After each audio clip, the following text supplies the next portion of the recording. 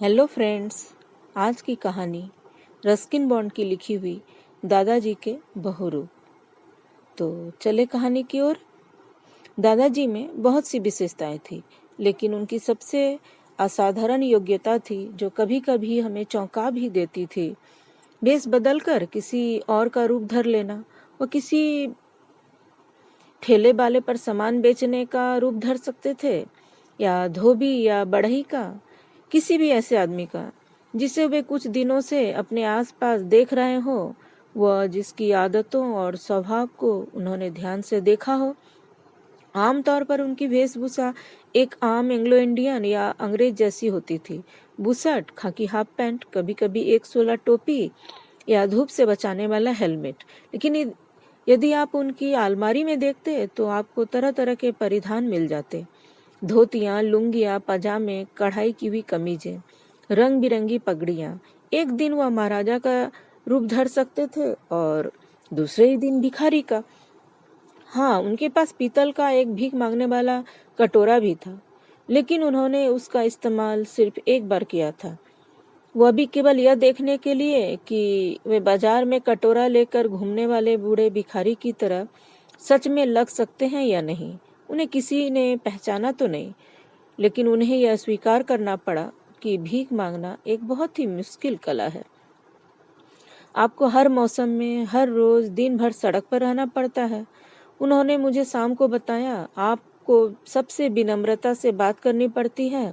अक्खड़पन दिखाकर किसी भिखारी को सफलता नहीं मिल सकती।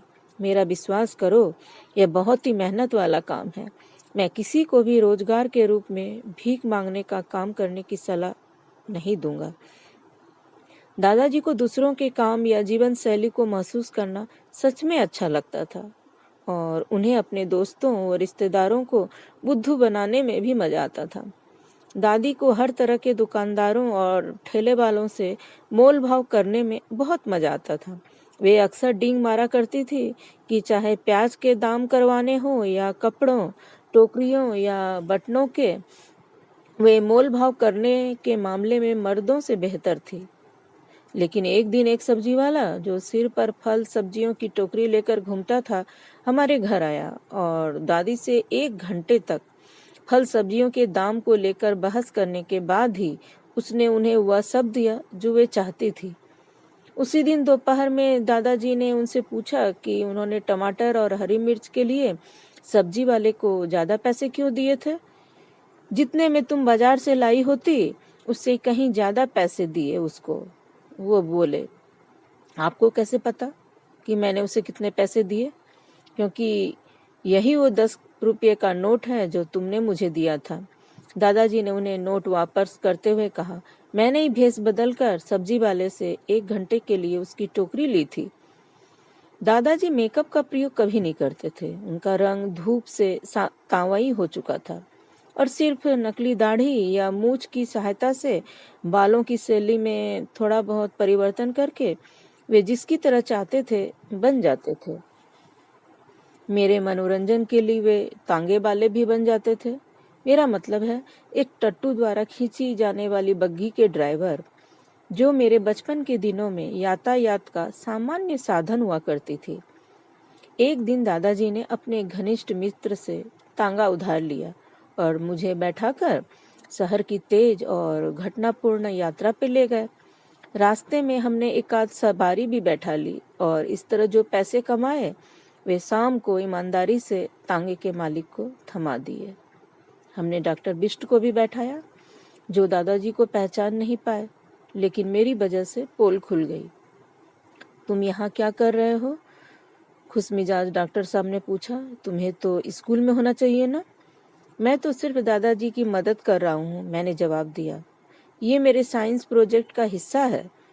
तब डॉक्टर बिष्ट ने दोबारा दादाजी की ओर देखा और ठहाका मारकर हंसने लगे। उन्होंने भी मुफ्त में तांगी की सवारी की।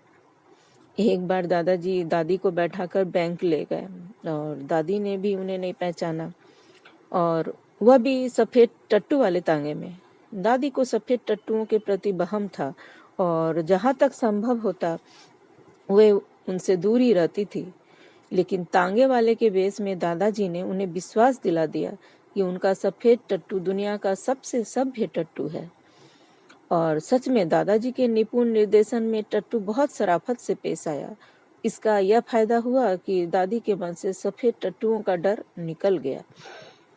एक बार सर्दियों में हमारे छोटे से उत्तर भारतीय शहर में जेमनी सर्कस आया। पुराने परेड के मैदान में उनके तंबू लग गए। दादाजी को सर्कस और सर्कस से जुड़े लोग बहुत पसंद थे, इसीलिए जल्दी ही उनकी सभी से दोस्ती हो गई। सर्कस के मालिक से, रिंग मास्टर और शेरों के ट्रेनर से, घुड़सवारों और जोकरों से, ट्रेपीज कलाकारों और एक्रोबेट से, सभी से। उन्होंने मुझे बताया कि जब वे छोटे थे तो उनकी सर्कस में काम करने की बहुत इच्छा थी, जानवरों के ट्रेनर या रिंग मास्टर के तौर पर, लेकिन उनके पेरेंट्स ने उन पर इंजन ड्राइवर बनने के लिए दबाव डाला था, इसीलिए उनकी इच्छा पूरी नहीं हो पाई। इंजन चलाने में तो मजा आता होगा, मैंने कहा।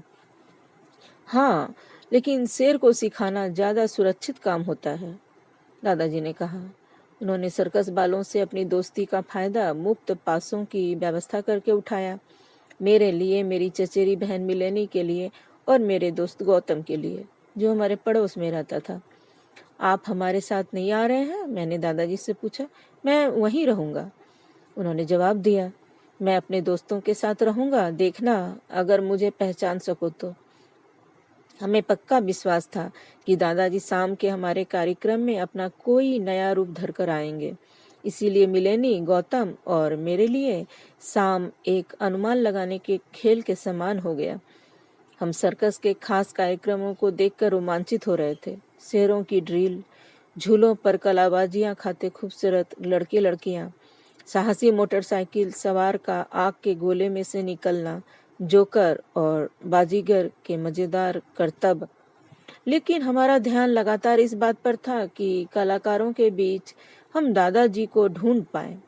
हम अधिक शोर नहीं मचा सकते थे क्योंकि हमारे पीछे की कतार में शहर के कुछ प्रतिष्ठित लोग बैठे थे। मेयर, एक पगड़ीधारी महाराजा, एक औपचारिक कपड़े पहने हुए अंग्रेज जो शायद मिलिट्री से संबंधित था, 2-3 नन्स और गौतम की क्लास टीचर। लेकिन फिर भी हमारी बकबक लगभग पूरे शो में चलती रही।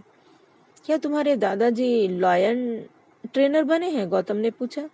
मुझे ऐसा नहीं लगता, मैंने कहा। उन्होंने शेरों के साथ कभी अभ्यास नहीं किया है, उन्हें बाघ के साथ ठीक लगता है, लेकिन बाघों के साथ कोई और था।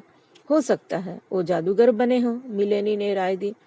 वो जादूगरों से ज्यादा लंबे हैं, मैंने कहा। गौतम ने फिर एक अनुमान लगाया, शायद वो दाढ़ी वाली औरत बने हों। जब दाढ़ी वाली औरत हमारी तरफ आई तो हमने उसे गौर से देखा।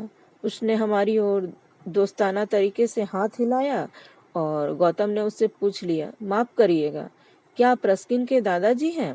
नहीं डियर, उसने जोर से हंसते हुए जवाब दिया, मैं उसकी गर्लफ्रेंड हूँ।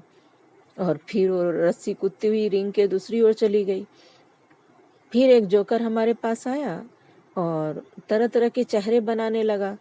क्या आप दादाजी हैं? मिलेनी ने पूछा, लेकिन जोकर सिर्फ मुस्कुराया, कलाबाजी खाते हुए पीछे गया और सबको हंसाने का काम करता रहा।